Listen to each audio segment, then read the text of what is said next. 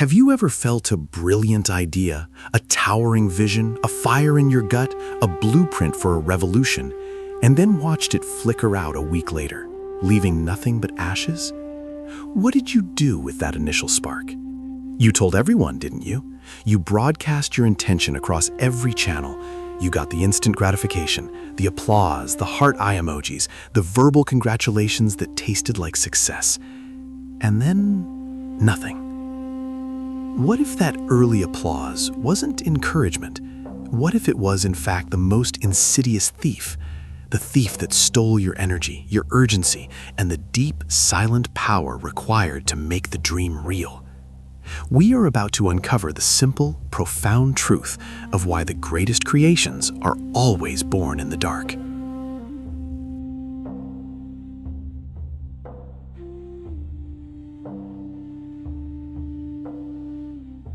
In the sun-baked, dusty village of Athel, nestled beneath the gray-green hills, there lived a young man named Leo. Leo wasn't a man of malice. He was a man of magnificent potential and a tragic flaw. He was an announcer. He didn't just have ideas, he staged brand public unveilings for them. Every spring, when the air turned warm and the communal wine flowed freely, Leo would gather a crowd in the town square. His voice wasn't merely loud, it was booming, resonating with a certainty he hadn't yet earned. One year, he stood on the worn stone fountain and declared, "I will build the finest bridge across the turbulent river, a masterpiece of cedar and iron that will last 500 years. The next year, he was back. "I will travel to the capital city, study under Master Alara, and return a master weaver. My tapestries will hang in the Duke's halls." His eyes would be bright, blazing with the intoxicating light of unearned pride. The villagers adored the spectacle. They would shout his name, they'd clap their calloused hands, and they'd fill his cup with the sweet wine of anticipation. Leo would walk home that night, already feeling the full warmth of his future success. The praise was a drug, a potent, immediate rush of dopamine. He was already a hero in his mind. But the next morning, when the brutal, sober sun hit the dusty blueprints or the cold, silent loom, a different reality set in. The work was hard. It was tedious, demanding, and utterly dull compared to the roar of the crowd. The blueprints were confusing, the threads tangled. The initial excitement was gone. His internal reservoir of drive had been emptied by the premature celebration. Years bled into each other. Leo's shelves remained bare, his bridge unstarted, his loom gathering dust. His reputation was a hollow echo of unfulfilled promises, and deep inside, a searing, bitter shame began to settle. The shame of a man of magnificent plans and zero execution. One twilight, as the last light drained from the sky, Leo was slumped by the old silent well, the smooth stone cool against his despair. He was approached by Master Jin. Jin was not a man of grand speeches or pronouncements. He was a man of earth and patience, with hands perpetually covered in the fine moss and soil of a gardener. Leo confessed his deepest struggle. "My heart is full of fire, Master, bursting with dreams, but my hands remain cold and still. I start strong, but I always fail to finish. What am I missing?" Master Jin didn't offer a ready-made philosophy or a motivational speech.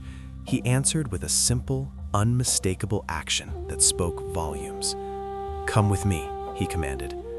The next dawn, Jin held 2 identical, perfect acorn seeds, glossy and brown. He gave one to Leo. "Find a quiet, sheltered patch of earth, plant yours deep, and breathe no word of it to any living soul." Leo, humbled and obedient, buried his seed in the rich, dark soil behind his cottage. Then, Jin took the second seed. He walked deliberately to the center of the bustling market square, raised the seed high, catching the morning sun, and shouted for all to hear, his voice cracking with artificial drama.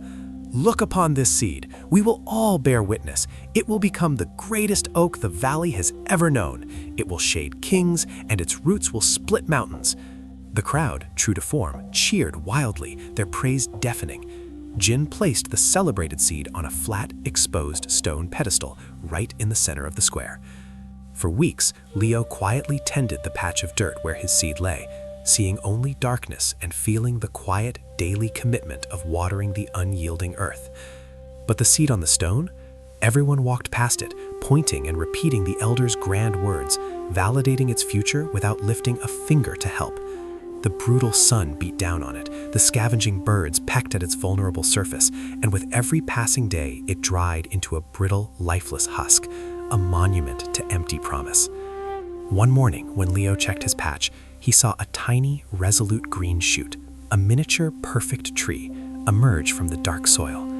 The seed on the stone in the square was gone, swept away by a morning breeze. Master Jin came to him and spoke softly, his voice a low hum of wisdom. Leo, a seed needs the darkness, the silence, and the continuous, unseen effort of the soil to grow strong. It requires energy for rooting, not for rejoicing. When you shouted your dreams into the square, you gave away your most valuable non-renewable energy, your internal drive, your commitment to the long haul, for the cheap, immediate reward of external praise. He leaned closer. That praise is what we call anticipatory pride. It's the feeling of success you get before the work is done. Your mind, which craves efficiency, mistakenly registers the applause as the finished product. Why put in the hard, grinding effort of creation when you've already received the emotional payment for it? The internal fire necessary to complete the task is prematurely extinguished, leaving you cold and empty. Leo understood the depth of his error. That night, he chose a single, humble, and manageable goal. He would build a simple, sturdy footstool for his kitchen. He made a vow to himself. He would tell no one, not his wife, not his neighbor, not the barkeep. For 2 solid months, he retreated to his small workshop behind the cottage. There was no clapping, no cheering, and no audience. There was only the quiet, unrelenting pressure of the wood under his hand. He heard only the whisper of the saw cutting through pine and the steady, rhythmic thud of the hammer. Some days were incredibly hard. The wood split, the joints wouldn't align, and he had to start over again and again. But because no one was watching, there was no public shame and failure, only the quiet, solitary lesson of the mistake. He fixed his errors, and he learned the language of his craft. When the footstool was finally complete, solid and perfectly balanced, he set it outside his door, exactly where Master Jin had placed the silent seed. The next morning, a neighbor stopped on his way to the field. "Leo," he said, staring at the exquisite, simple object. "This is magnificent. The joints are perfect.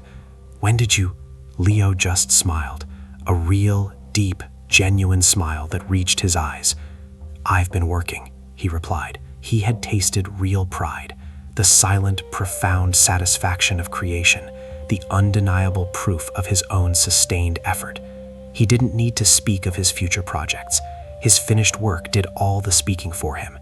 Year after year, his finished pieces, sturdy tables, carved doors, and beautiful chests filled the village, and he became known, simply and powerfully, as Leo the craftsman, a man whose finished actions were his only announcements.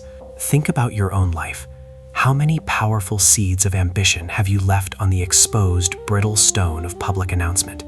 How much energy have you wasted on premature words when you desperately needed it for the quiet, necessary effort of the wood?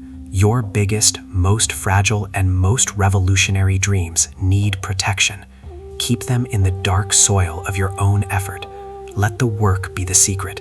Let the process be the silence. And let the finished product be the only applause you truly need.